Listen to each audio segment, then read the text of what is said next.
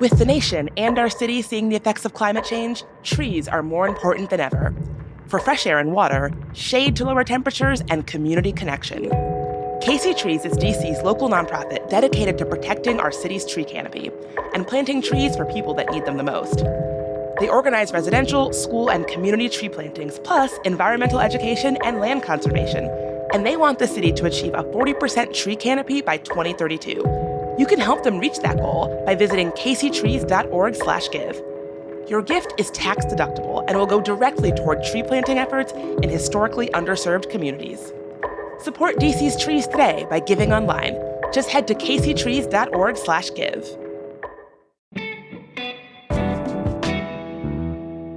Today on CityCast DC, a potential DC referendum called Initiative 83 could pave the way for ranked choice voting in DC. And at first blush, that sounds like a great idea, since this is a city where like a dozen or more candidates are apt to divide up the vote in a city council race. So who could be against it? Well, it turns out quite a lot of people. Alex Koma from City Paper is here to walk us through Initiative 83 and its antagonists.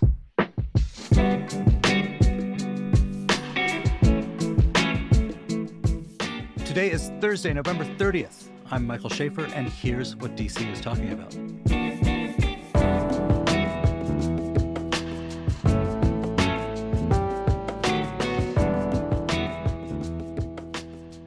Oh, and before we get to Alex, CityCast has launched a membership campaign, and I really, really, really want you to join. My story, on Halloween, I was handing out candy, and there was this little kid, and maybe I used like my super podcasty voice when I asked her what her costume was, because her mom turns to me and she says, "Are you on CityCast?"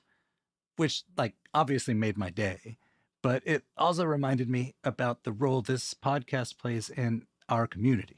I've been doing this for about a year and a half, and it is a ton of fun to talk about my hometown in a whole new way. But the main treat is that we, as a team, are able to connect folks with our city, whether we're talking about Capital N news, like today, or about where to go trick-or-treating, like we did before Halloween. But while I get to yak away on the podcast, there is an entire team of people who actually put in the work to make CityCast happen. And that costs money. When you join up, you help us sustain the show and the community it creates. You also get some perks like ad-free listening and VIP access to future events. So will you join up? You can go to membership.citycast.fm right now and become a founding member. Thank you.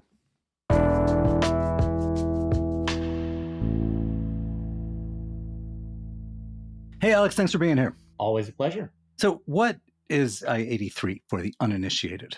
Yeah, so the Initiative 83 that may or may not be on DC ballots about a year from now, the basic idea is to sort of radically restructure local DC elections. The biggest change would be adding ranked choice voting for all of these local elections for DC Council and mayor, things like that, with the idea of that being that rather than simply picking one candidate, you would get a chance to rank your preferences, and they would use this sorting system to determine, who ends up being the winner, trying to reduce the instances where people are winning with a mere plurality of votes, trying to make it a more fair way of doing elections. But that is, of course, only one part of it. There is also an element of opening up DC's currently closed primaries. DC is kind of unique in that way, where you have to be registered for, say, the Democratic Party to vote in their primary.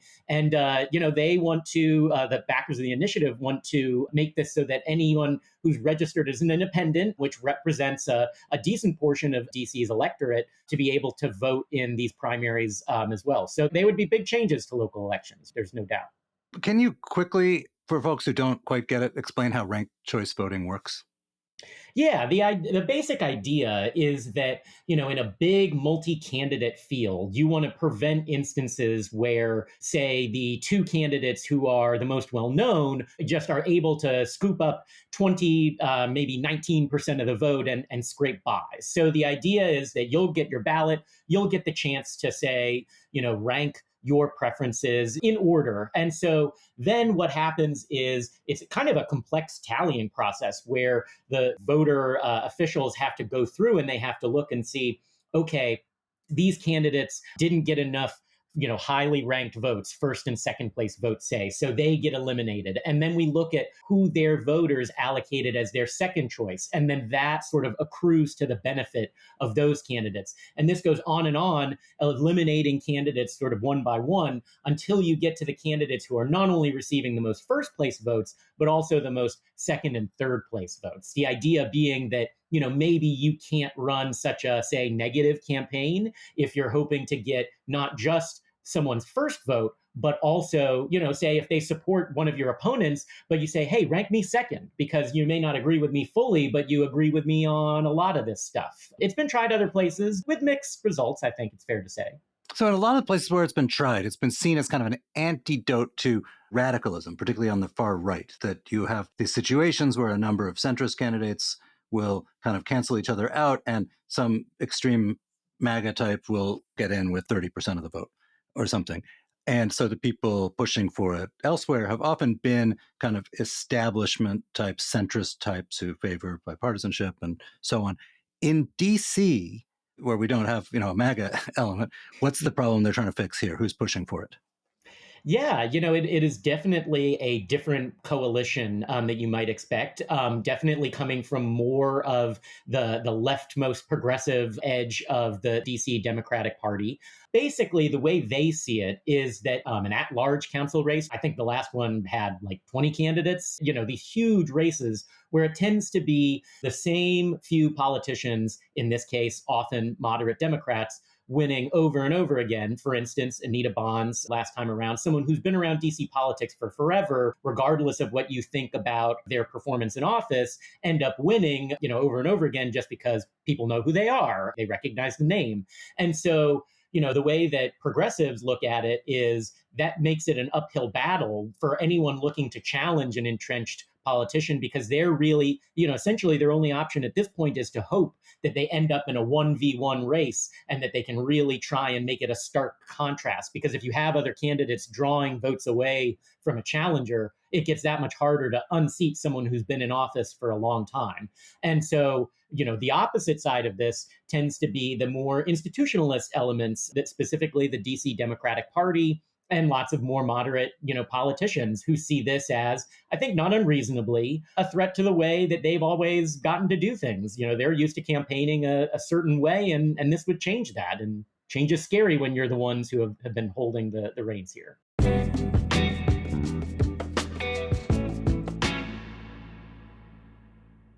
Hundreds of kids in the DC area spend the holidays at Children's National Hospital. You can make the season brighter by giving them hope, healing, and holiday magic. When you donate to Children's National, you light up Dr. Bear, the hospital's mascot, and power world-class care and research. As a nonprofit hospital, donations make a big difference to meet patients' most urgent needs.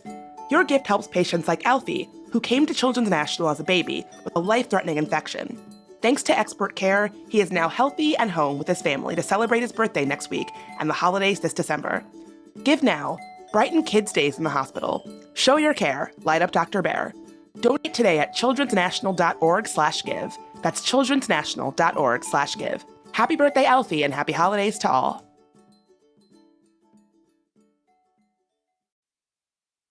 Hey friends, are you looking for a way to ring in the holiday season? Then come join the Gay Men's Chorus of Washington, D.C. as they present their annual extravaganza. It's called The Holiday Show.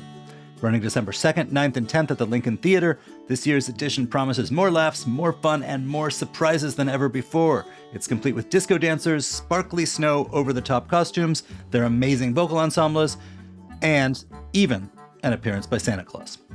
So break out the sparkle and reindeer antlers. You will not want to miss out on this popular holiday concert, but act fast as tickets always sell out. That's The Holiday Show, presented by the Gay Men's Chorus of Washington, D.C., playing December 2nd, 9th, and 10th only at the Lincoln Theater. Get your tickets today at gmcw.org. That's gmcw.org.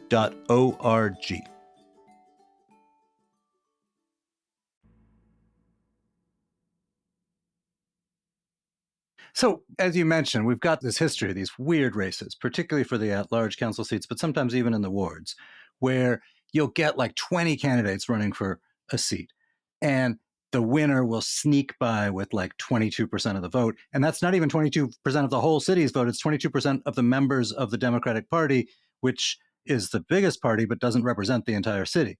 Are there any particularly crazy election results along those lines that you can remember? Well, I think maybe the best one to point to is the 2020 at large race. That was the one where you ultimately saw Christina Henderson emerge out of a very crowded field. I mean, that was done during the height of the pandemic, so there's all kinds of qualifiers with that one. But I think that she ended up emerging from, I believe it was a 20 candidate field, and she must have ended up with a vote that was, I believe, in the teens. Like, so much so that coming out of that race, she said, we can't run elections like this anymore. And she introduced ranked choice voting legislation to say, I won, but even I can admit this is crazy. I mean, and that was just a true circus of a race where you saw everyone and their mother getting in, and people didn't know who was going to walk away with the win. I think Christina Henderson, now is in a much stronger position as she's up for reelection again, but that was a wild one. And what you had was this person winning the Democratic primary with a vote in the teens, but then by virtue of being the Democratic Party's nominee in a city that is very heavily Democratic, she was able to win quite handily in the general election, where Republicans don't tend to run strong and where where there's 2 seats reserved for people who aren't Democrats, but the other seats, Democrats win by default. Well, and Christina won one of those seats as an independent. She wasn't a Democrat, but see. You are absolutely right that dynamic plays out all the time. I mean, just look, I mentioned Anita Bonds already, but just look last year. She manages to win in a crowded field. She had 2 competitors who were giving her strong challenges in Lisa Gore and Nate Fleming. But the problem was that if you didn't like Anita Bonds, you had essentially 2 options to pick. A lot of people said, one should drop out and endorse the other, present more of a united front. And they felt like that was unfair to them. They felt they were coming from different backgrounds. And so it led to a situation where you go, why should I be the one to drop out? Why doesn't the other person? And what that produces is Anita winning with 30-some% of the vote. And then, as you say, waltzing to win in the general election because a Democrat is virtually guaranteed to win in an at-large race in DC. So these are some fairly powerful enemies of this initiative. Are they not mollified by the open primaries? Because presumably that would mean that a lot of the folks who move here and register as independents, either because they are more conservative or because they, work in government and some sort of public life where they don't really want to be publicly registered in a party and are, I suspect, more moderate. Wouldn't they be mollified by the fact that these people could be at least brought into the primary process? Quite the opposite. I mean, they hate that part of it, maybe even more than the ranked choice voting element of it. I mean, the way they've described it in the lawsuit that they filed to try and keep this initiative from going anywhere is that they see it as an attack on their ability to make decisions about their own nominating process. And I think you're definitely right. A lot of people do move to DC and register as independents because, who may be more conservative, because they look at the local Republican Party and they say, yeah, they're not going anywhere. So I might as well at least be an independent. But increasingly, there's been a lot of people who, because of the structure of DC's at-large races in particular, have registered as independents because they tend to see themselves as a little more left than the traditional Democratic Party. I mean, that's true. That's true of candidates, but is it true of large numbers of voters? I'm not sure. I don't know that is necessarily the case for everyone. I think a lot of people who feel that way would probably just register as Democrats and try and change the party. But I think they feel that pressure coming from both sides. They say, why should I want someone who's more conservative or more liberal than what they see as the mainstream Democratic voter deciding Democratic nominees? They view that as, hey, this is our business as Democrats. Like, why do we need other people doing this? Well, what's the answer to that? I mean, if you have a political party, right, isn't it fair to say, like, yeah, the people who decide our nominee should be members of our party, whether our party is the Democrats or the Republicans or the Communists? I understand their argument. And there are some people, even who support ranked choice voting, who are a little more uneasy about this particular part of it. The answer that the initiative's backers, I think, would tell you is essentially like, this is disenfranchising this wide swath of the electorate simply because, maybe they're not familiar with these rules when they register as independents. So why should they be locked out of this process And why should we have to go through the process of re-registering them? Why shouldn't we, as a Democratic Party, be welcoming people in and inviting them in? And that the fears of mischief making Republican in disguise or something like that are unfounded, as to to be such rare occurrences as to not really have an effect on the process. But I think that there are real arguments against it, and it is something that has divided the movement on this, smushing ranked choice and these opening up of the primaries together. So are these enemies of Initiative 83 going to manage to make it die before it even gets off the ground? Well, they're certainly going to try. As I alluded to, the Democratic Party and its chair, Charles Wilson, have filed suit against it. They are essentially, making many of these arguments, claiming that ranked choice voting is too confusing and may disenfranchise lower literacy voters. Those arguments are perhaps maybe not as important as the more procedural ones. They're trying to claim that this would constitute something that's inappropriate for a ballot initiative. This is structured kind of unusually because ballot initiatives can't force the government to spend money. And elections officials are pretty clear to make these big changes, they would have to spend money on voter education and redoing the ballots and stuff like that. So the initiative is structured kind of uniquely to say, if this passes, the council can decide if it wants to budget money for this purpose. And they're basically saying this is an illegal way to go about it. The Board of Elections has said that's okay, but they're going to take this to court and try and get a judge to stop it before it gets much further. It should be said, however, that DC is fighting this in court. They claim that the opponents have screwed up some filing deadlines and that their suit should get tossed before it even makes it very far. They'll hash all this out in court in a couple of weeks. So if it gets past the judge and in front of the voters, how do you imagine it'll go down? Is this going to win? Number one, if it gets past a judge, that is by no means a guarantee it goes to voters. Then they have to go about the process of gathering signatures. And you've covered enough ballot initiatives to know that that is no mean feat, because you need to collect a certain percentage of signatures from every ward to show that you're representing voters. Then if, say, the DC Democratic Party or other interested parties want to challenge those signatures, they have a process to do that. They can drag this thing out, as we saw happen with Initiative 77 and then Initiative 82.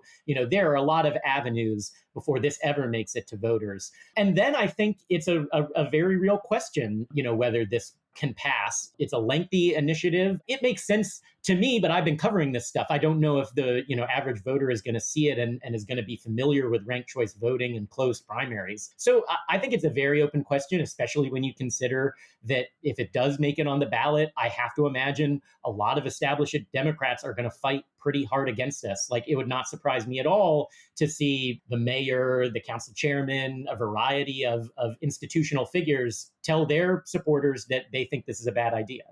So in the world of ranked choice voting, I think the greatest triumph of the ranked choice voting advocates is getting Sarah Palin unelected in Alaska. She probably would have won if it had been a not ranked choice. What about in DC? This is just putting on your prognostication hat. How do you think it would affect the next election? Yeah, I mean, if it passes, it would go into effect in time for the 2026 elections, which would mean that's a mayoral race on the ballot, as well as, I believe, the chairman's race, the at-large races. I mean, this would be a big deal if it passes. It is difficult to say yet because we haven't seen it in action, but I think it's not unreasonable to assume that it would benefit progressive candidates. I think that it is a very real case that even though the people who are the most tuned into local politics see very stark divisions among the left and the moderates and such like that, I think your average voter tends to view people a lot more charitably and favorably. Maybe they agree, with a lot of the policy positions of someone who they haven't met before, who may be more progressive, but they just, they don't want to stray from voting for Phil Mendelssohn every 4 years the way that they always do. Could that benefit challengers to get some, second place votes, third place votes, and that starts making a difference from a lot of people who will not rank these establishment Democrats, these establishment politicians at all because they're upset with their leadership? I think it could, but I think it's going to make the biggest difference in those huge, wide open at large races where you already have a tremendous amount of incentive to run because of the public financing program. Like, a lot of people say, it really doesn't take all that much effort to do it. Now, if you know that you're running in a ranked choice race where you're not hopelessly going to lose to whatever incumbent's at the top of the ballot, I mean, you could really see some large, confusing races, and we'll have to see who that ends up benefiting. Alex, thanks, man, for being here. It is so fun, as always.